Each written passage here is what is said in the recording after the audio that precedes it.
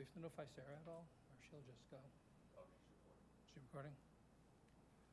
Well, good evening. Thank you for coming out. My name is Mark Marinaccio. I'm the town architect with Public Works, and this is Richard Ventrone. He's the senior architect with Public Works, and we're here tonight to talk about the Osterville Playground. We've been working for some time with the group in Osterville and the Village Association to come up with this plan, and we'll show you where we're at so far and have a discussion about it.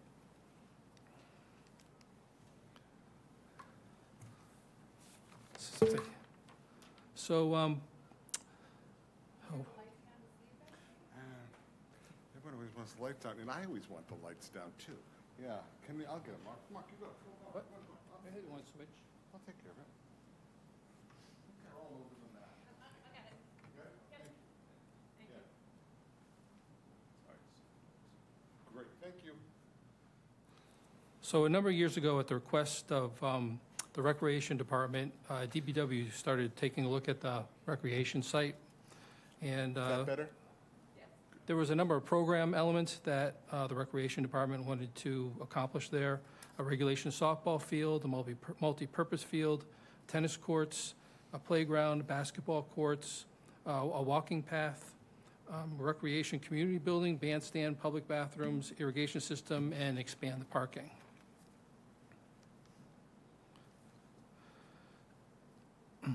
And so, back in 2008, there was a school building there, the old Osterville Bay School, that was in really rough shape.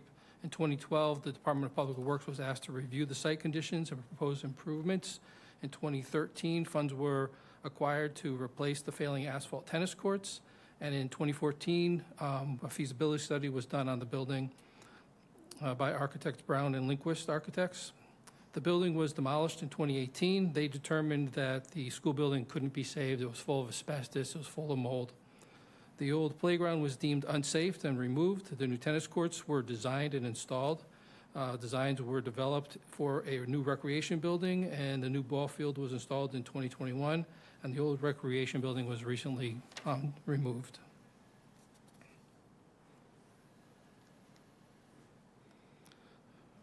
So this is the current design for the site with the expanded parking. The ball field's been installed. The tennis courts have been installed, and you can't see the pointer, but between the Verizon building and the tennis courts is where the new playground's going to be.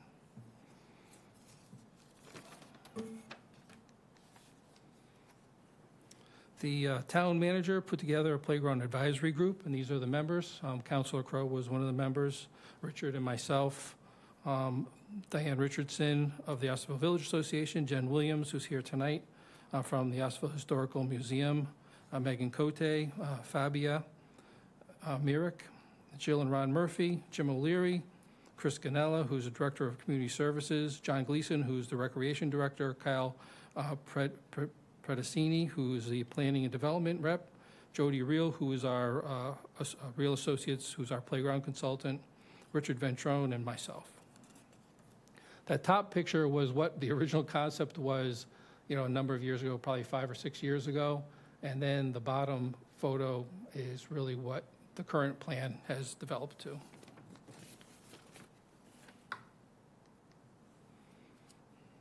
So there was a number of criteria for the playground. One was that all the equipment should be accessible.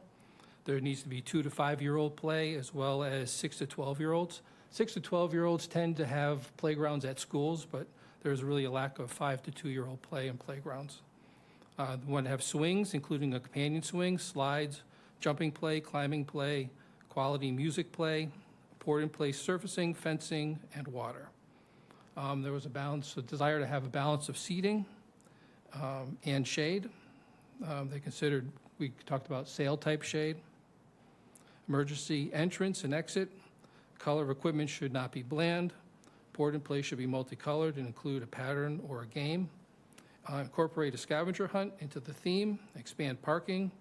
Have a traditional fence along the roadside to reflect the neighborhood and include planting outside the fence area. So after talking with the group and meeting with interested parties, the designer came up with Scheme 1, which has in the lower right, you'll see that kind of star-shaped piece of equipment, which is what's called an eclipse net with overhead tracker. There was a footbridge with a balance beam, tide wave plate structure, ship bow climber, tandem swing, belt swings, molded seat swings, a we-go-round, an omni spinner with shade, music play, adult exercise equipment, poured-in-place surfacing, benches, picnic tables, and shade structure. So this theme was a little bit nautical. You can see kind of that ship bow was kind of a climbing element. And so the group went through and looked at a number of different schemes and themes that playgrounds, and they kind of decided that this was going to be more of an artistic theme to it for Osterville. So the designer went back and made some changes, removed the ship bow, and put in a we-go-round element. So there was a new bucket suite swing. Oyster house was added for 2 to 5-year-old play. Added shade structures. They removed the ship bow, and then most of the other equipment stayed the same but moved around on the site.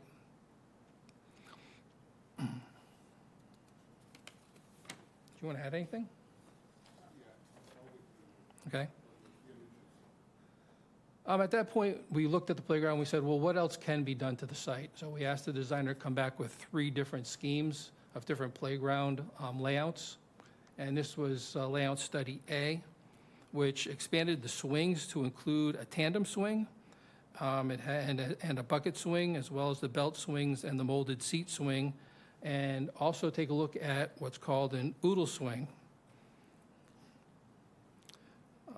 And remove the omni spinner that nobody really liked, and so there was a small increase in square footage with this scheme. But you see how the swings in the upper photo tended to, like, basically the playground was almost all swings at that point. And so there was discussions about things that were good about this and things that people didn't like. One of the things was that there was, mostly swings for the playground. This was layout B, which relocated the swings to the side and rotated them 90 degrees, removed the omni spinner, and introduced what's called an oodle swing. If you see on the right side of the plan and right above it, that first photograph, it was almost like a big tire swing that multiple people could go on and would rotate around in a circle. We looked at that, and that took up a lot of space. Somebody actually went to see one of those and determined that it really wasn't a lot of play for what it was. And here, I'll interject. We did receive some comments that people were invited to leave online, and one of them was actually asking for this particular kind of swing, which, as Mark said, it's the yellow. Is this, which is the button? Is it the laser pointer? Is there? Can you see it? It goes in all directions, and the idea being that it's a lot more fun, and you can kind of go every which way. However, again, one of our committee members, actually Fabia, who was very, very involved and went out, visited places, and really got into it, which was great, said it was disappointing. She didn't think it was that great, and it required a lot of room. So we eliminated it for that reason, because the promise of it, and I think it was Fabia who actually really pushed for it initially, and it seemed on paper and in images like a lot of fun, but she thought it was wanting, so we removed it from the scheme.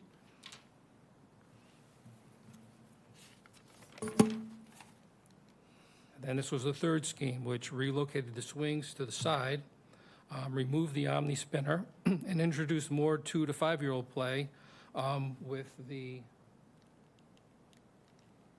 How'd you get this to work? There it is. You just got to see where it is. It's down below. Point it at the center of the screen, and then you can probably. I don't even see it. Anyway, I'll point to it. Which one? Would you point to now? The 2 to 5-year-old play structure, which was what they called was the birdhouse. I'll be honest. Yeah, I'm it's not working. And it's working. So, yeah.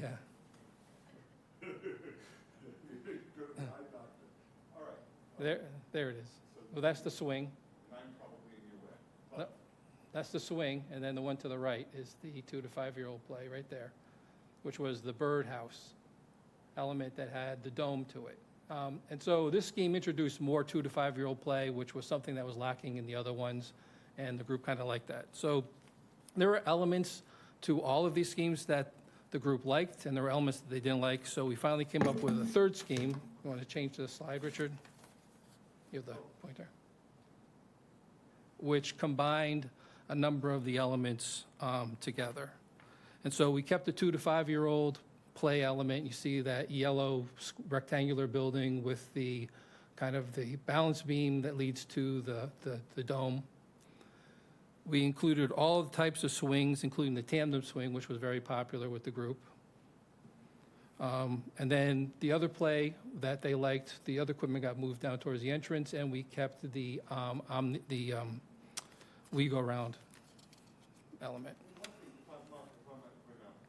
Can you all hear me? Like, just so you see, I know it's hard back there, it's hard up here to see it. But if you look, you can see these, they're really dashed lines. I don't know if you can see as I'm pointing them out here and here. This is actually 6 feet off of whatever piece, the outer piece of equipment. These lines won't see them the same thing you see it here with this carousel piece. This is the required safe area where there can be nothing around the equipment. In some instances, like here, these things can overlap. We really rely. Sorry, no one can hear you on TV. They can't hear me. I'll sing. Sorry. All right, thank you. So some of times it overlaps. Most of the time it can't. We left that to our designer to tell us what can overlap and what can't. But you see in most of these they don't. But this defines the area where nothing else can happen. So when you look at this image, it seems very, very like, wow, those swings are in the middle of nowhere. But if you look here and you think of how a swing functions, you can see this is a required amount of space where you can't have another piece of equipment, you can't have a bench, you can't have anything. So that explains why. So everyone loves swings, but they, more than anything else, take up an enormous amount of room. So something we always consider when doing this. Yep.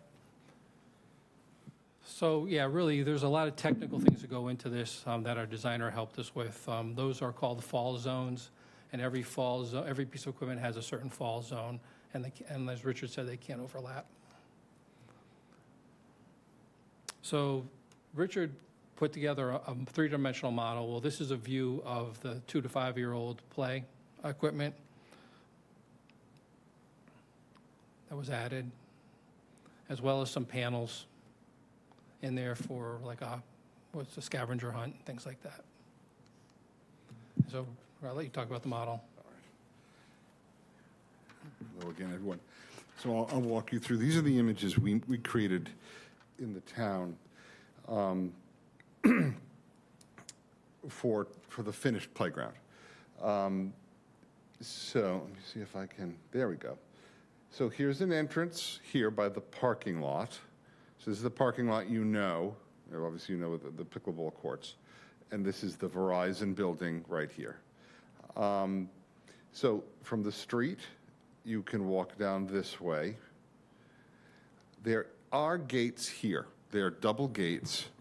The intent is for them to be able to get equipment in and service the area. But those will be locked. And the reason is the idea of having more parental control over who's coming and going into the playground. So if we don't want a parent playing over here and have someone sneaking in here or your kids leaving. So there's really control at this location, and it's a very public area. So this is how you get in. This is from the other side. The street would be down here in the corner. And there's that long pathway. This is the pickleball court, the Verizon building. We're kind of suggesting here, it's just a mass, and you'll see it a little later, what at some point, it is not in with this phase of the work, but we do have plans to be designing and building a comfort station there, so people will be able to use the facilities at this location. In the interim, we'll have a handicap-accessible porta potty that will be installed, much like we have at Luke's Love. But here you start to see the suggestion of the port in place, and the idea of shapes, whimsical shapes over the swings and others. You'll see more on this side. In this view, this looks very light purple. That's not really the color we had at this point, but we haven't defined these shapes exactly or what the colors exactly will be. But the plan is that you can make some play just in the port in place. So even like in this little thing here, you can climb on it, you can go under it. Some of these, not every one of these little toadstool type objects actually have a big spring in them, so they wobble. So if you've got it a little out of balance and a little balance beam, so the idea of being able to walk from one to the other without falling into the water, however a child wishes to interpret it. This is from the street. So this is the street view that you would see of it. We do right now have a split rail fence, which we intend to keep. There will certainly be a sign of some kind. We know the park is dedicated. I can't, I'm embarrassed to say, remember the gentleman's name to whom it's been dedicated. There's a sign there already. But we will have a fencing that will be like a metal fence, as you see here, 4 feet high. And here's the view from the parking lot. So this is the parking lot. There's the pickleball court. We do have, we're showing it here, we'll probably have more than one, a bottle filling station. We'll probably have more than one, but there we have one there. There'll be a little bit of a retaining wall here, very small, something one could sit on. But here are the gates here. And you can start to see, and again, further images will show you just how exciting it is. So like this one. So here's the entrance in this left corner where the pointer is. But you see all of the climbing. This is like a web type structure that one can climb. Here is a metal curved like ladder on its side that's curved. There is, and I'll show you other images. There's another piece of climbing. You can climb through it, on top of it, hang from it. So very unlike the equipment that those of us that are older might remember as children. It's very one note in the sense of, you hang from this. This type of equipment is such varied play. You can do whatever you want with it. And again, a view from pretty much the same spot, but going down. And you just see the enormity of the scale of this with this solar shade, again, this climbing piece. And even here, when you come down to this connects. These are shapes that you can either climb on, climb through. There's one of these little wobbly things. It's kind of shaped like an amoeba. It has springs on the bottom, so it'll be a little wobbly. Again, these poles aren't really intended to be climbed, but there's a suggestion of trees and or something under the water. That was one of the things the committee was very clear on. Those first images we showed you of it looking like a ship and the prow of a ship and being very ship sea-oriented, they wanted to be more abstracted. So there's no definitive, it's very much aquatic, but there's nothing that can be directly interpreted in one particular way, and that's by design. There are 2 swings, and here it's hard to show you all of it. There's a rope bridge in here, a little section of rope bridge. There's things you can climb through. This is loaded with play. And that was our designer was very helpful. This is the We Go Round, which is handicap accessible. A wheelchair can get into this. It is flush with the ground. This is the modern version of that carousel that we all know where your friends would have it spinning crazy out of control and terrify you. Again, more of these kinds of areas of being able, even with the pour in place, to connect, not stepping off of it, however one wants to play with it. And here we have the swings. Here's the tandem swing. that Mark spoke of. There are the regular sling swings. You can't, just so you know, mix between each of these bays. You couldn't, for example, have a sling swing and a bucket swing for a younger child in one of the bays. So that's why you see them separated out as they are. This is a swing with a harness in it, so you can put a child in it, put a harness on them, and then they're very much protected. And we also see the picnic tables. So we have picnic tables with shade structures on them, and then here, there's a close-up of that I'll get to. Again, looking past that, you see into this great object. This is for the younger play, 2 to 5. A ladder to come up, a little place to be, little windsocks. Again, you have benches. And another comment we received was wanting more benches and more places for people to sit. And to the degree that we can do it and not violate those 6-foot fall zones, we will, and the budget allows. Again, more picnic areas. And then here we have something to hypnotize your children. And a thing, you know, can you identify these critters, things that turn, you interact with, those are in the other pieces of equipment as well, geared kind of things where you can spin it and turn it. There's actually something on both sides of this. So yeah, I'll go to the budget. And we can revisit any of these if you like. And talk about music. Talk about music. I'm going to sing at one point. You'll all want to leave.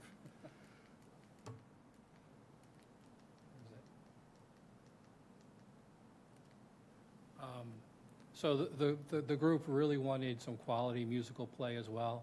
And so there is a company called Percussion Play Outdoor Music. And so we're in the process of selecting those pieces of equipment that will be around the edge of the playground, inside the playground as well.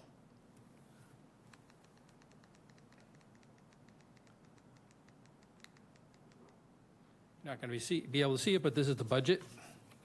And so we're currently slightly over budget with the project, but we have available funds from other projects on this site that are complete that we will be asking to transfer to this project to get it done.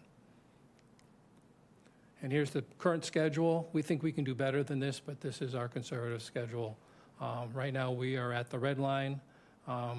We are meeting tonight with the, there it is, community meeting right here. So we're right here. We have our civil engineer who's working on site work, and we have our playground designer that's helping us select the equipment to put it on order. Go ahead, Chris.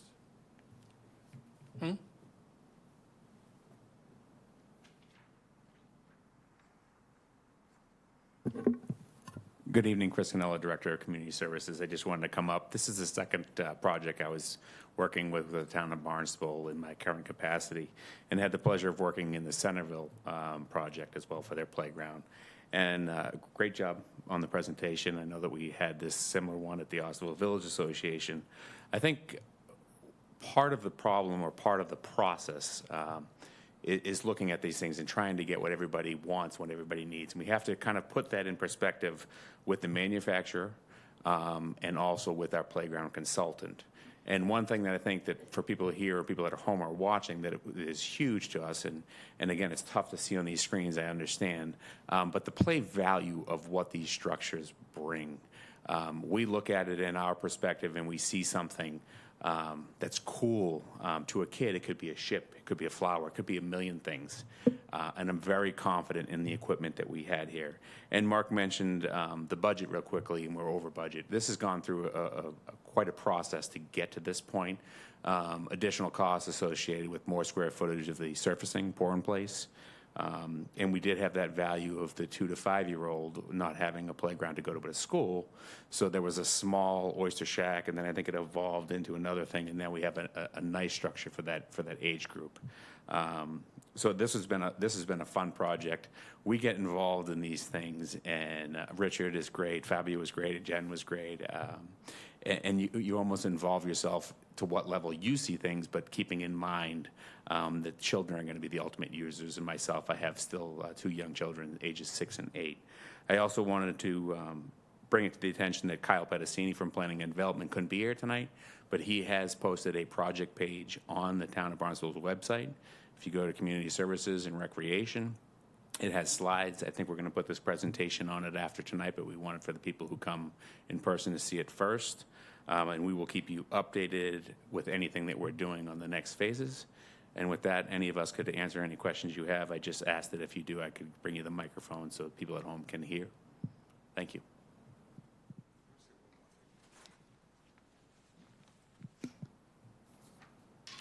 Just to add one more thing about the 2 to 5 versus the 6 to 12.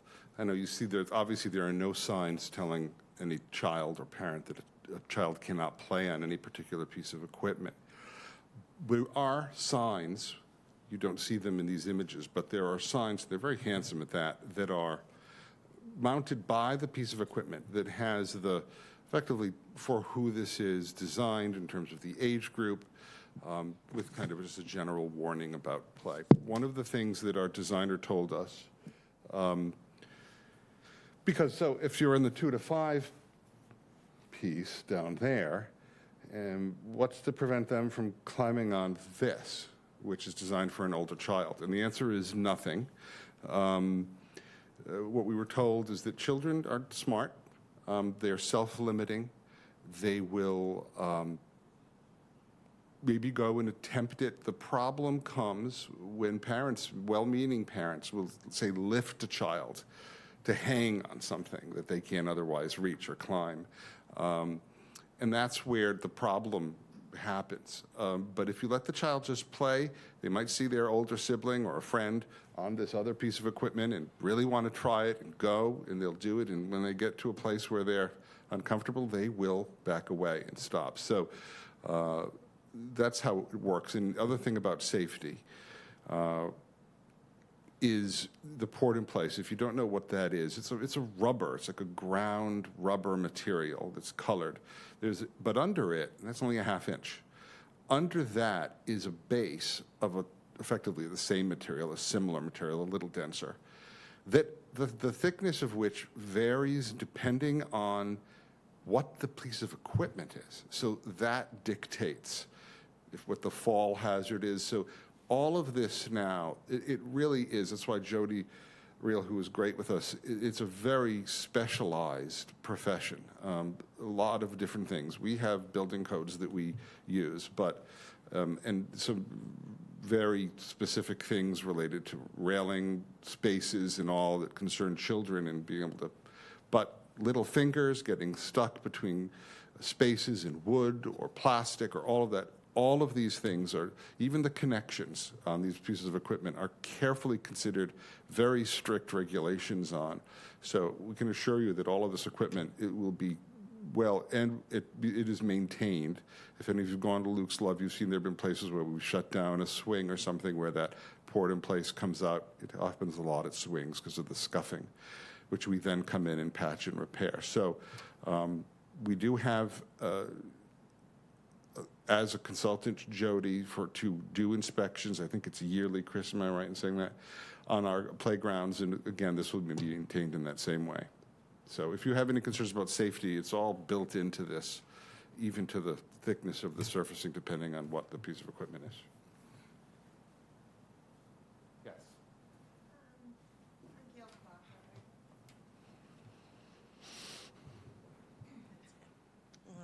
I don't like public speaking. I'm Gail Crocker. My husband was Jim Crocker, who the playground was dedicated to. I was just wondering, I know there's an irrigation system there. Is there anywhere, perhaps on the outskirts of the playground itself, could we put a misting station like they have at different zoos, just so that the kids could run through it and cool off? It is something that have been in our discussions from the beginning, because I think everyone has a real appeal to it.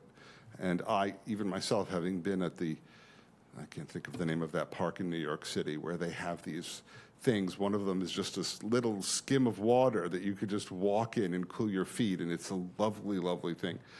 But one, don't have the budget at this point, and to put it within the playground itself would be problematic on its own. So it is something that we all like, but at this point, it wouldn't be in this. There is a possibility, certainly, that we could, in an adjoining area, have something like that, but there are concerns about bacteria and other things that come up to us as well. So we're not doing it now, but it was discussed and explored, and we all love the idea of it. It's a matter of getting the budget into place and implementing it. Okay, thank you. You're welcome. And I'm sorry I didn't remember your husband's name. Yes. Hi, I'm Nikki DeSopo.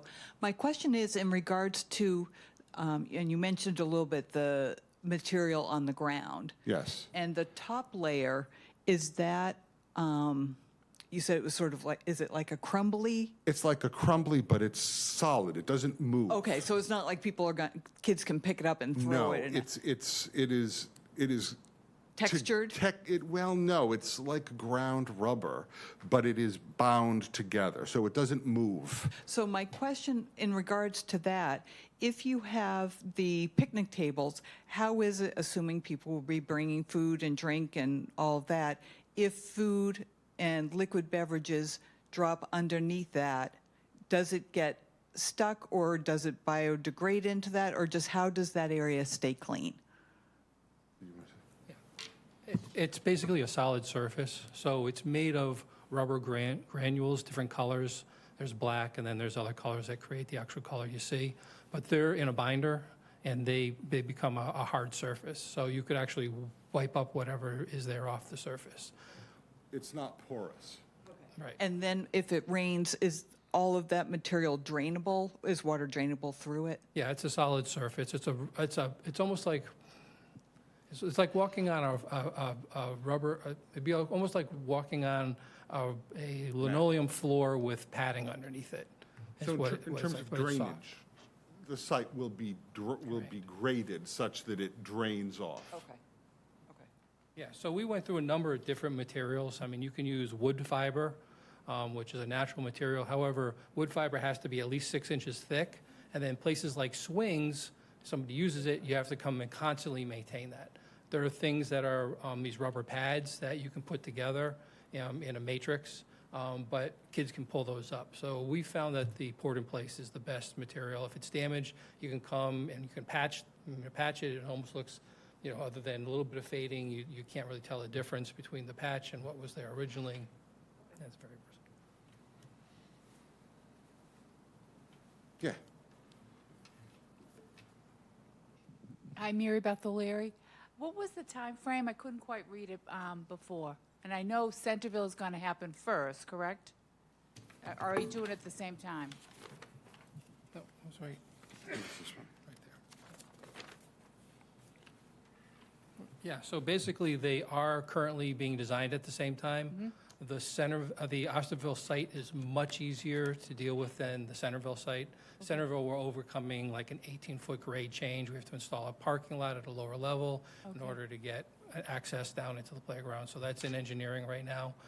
This one started later than Centerville, but it's a much easier site, so we expect the drawings to be done, about the same time, and then go out to bid. So right now, we're looking at March of 2026 being completed, but we think that's a conservative number. We'll be able to shorten that. Okay. Because we have like no parks. I mean, we have to go to Luke's. Luke's, right? That's one out in Sandwich there, Yeah. right? No, Luke's is over in West Barnstable. Okay, that's right. Which is great. It's awesome, but Yep, and that's poured in place It's- there. it's, I mean, it's an awesome park, but it's a distance. Yeah. So it'd be great if you could push it up a little bit. We know everyone's very eager, as are we. The lead time on this equipment now is months and months. We're just about to order Centerville equipment. But even on this, although the colors you've seen, which are not accurate on that screen, are of the palette chosen by the group. We chose a palette. We're not satisfied that there's enough diversity in it, that there could be a little more effort gone into the manufacture of putting a little more color into it. So we have another round of that to go.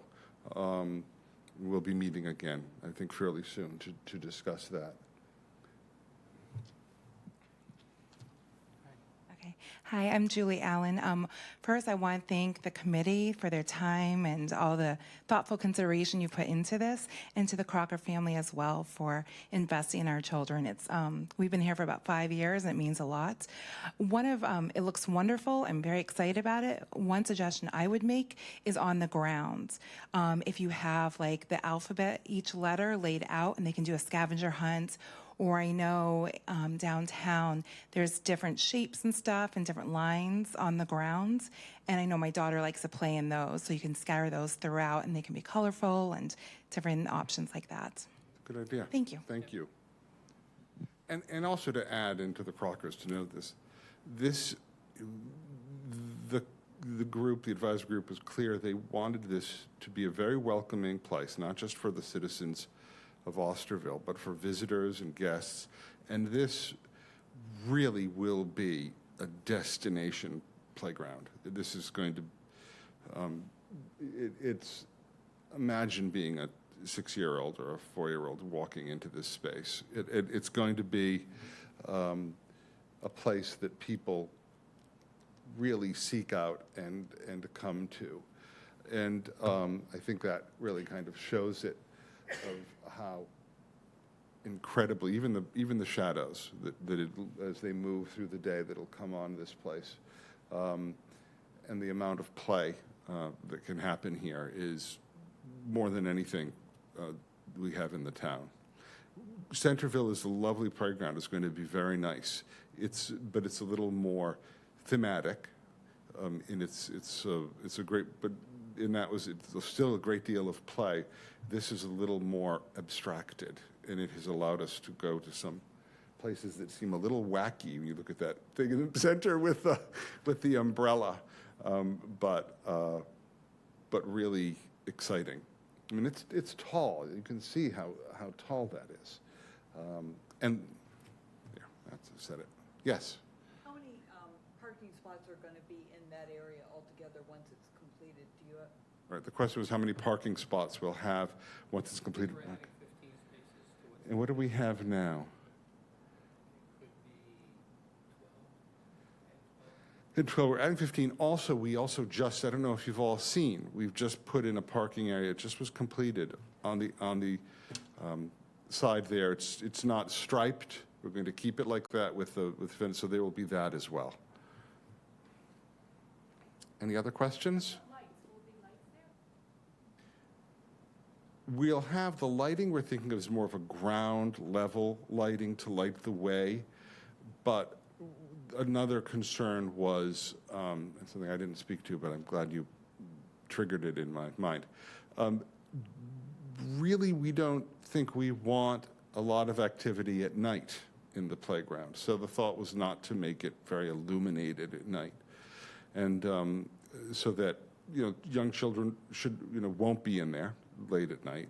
And in the summer, right, you have until 9 o'clock, so it's pretty late. But very late. We really didn't want to encourage people hanging out in it. And to speak to that, if you do look at all of this equipment, there are pieces of equipment that we had seen, particularly like ships, when we were talking about Centerville, that are very exciting and have places you can crawl under and hide and be unseen.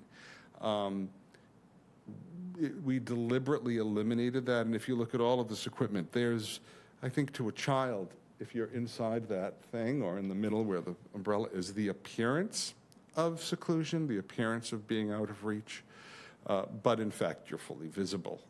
And when the kids leave, we didn't want to have places for people to crawl under and hang out. So there's really, with the exception of that dome, which is quite small, there's none of that here. And the tennis courts there aren't lights on the tennis courts, so it's not encouraging people to stay late to play tennis or anything. Yeah, that was one of the concerns with the village, with the development of the entire site, is we didn't include lighting for the field because it's a residential neighborhood. We didn't want lighting till 11 o'clock at night, 12 o'clock at night. So the lighting really, there'll be some walkway lighting, but other than that, we're not lighting up the facility to keep it open late at night. Other questions?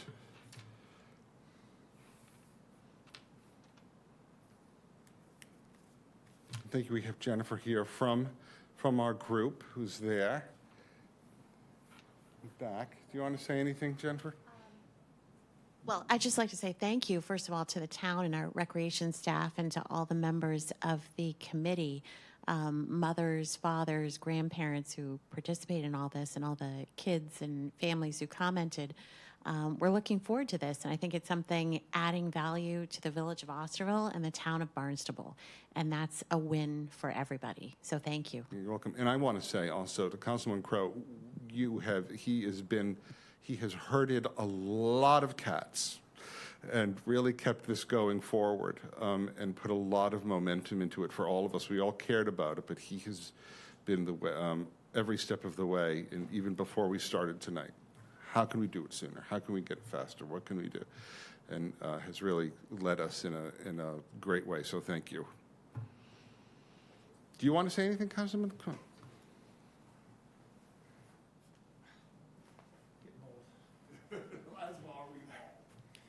The first thing, I want to thank these three gentlemen, Richard, Mark, and Chris, for all the work they've done to bring this to this point. It has been a lot of work. It's been a lot of input. We've thought about all the equipment you've talked about, a splash pad and all kinds of stuff. And as you see, the setbacks for a lot of these equipment makes it very difficult to put the pieces in place. But I think we've done a great job in doing that. I want to thank you three for doing it. And I really see this as a model for a lot of playgrounds in the future. And we're definitely in a dearth on the Cape in this area for playgrounds. And Gail's over here. She can attest that we've been talking about this since at least 2010. So it's been a long time for this property. So that's why I'm sort of, let's hurry it up and get it done. And while our grandchildren are still the age that would enjoy it. But this is a fantastic plan, and we're going to work on some coloring. I think it should pop and this kind of stuff. But we'll do that in the last meeting, and with a port and play also. Like the idea of putting things in the port and play that we can paint off that kids can do without having to be on equipment. It's all a question of where to put it and how close it is to the setbacks. So that's something we thought about all along. So I want to thank everybody for this, to coming to this point. It's a long time coming, and we really do appreciate it, and we're looking forward to the town to get started. So thank you all for that.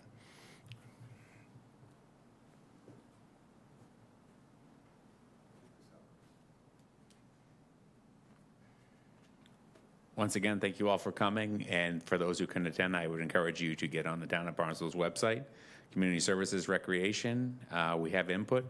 You can always reach out to me directly via email or phone for any questions you may have, and onward and upward to the next part and next phase of this project. Thank you for coming.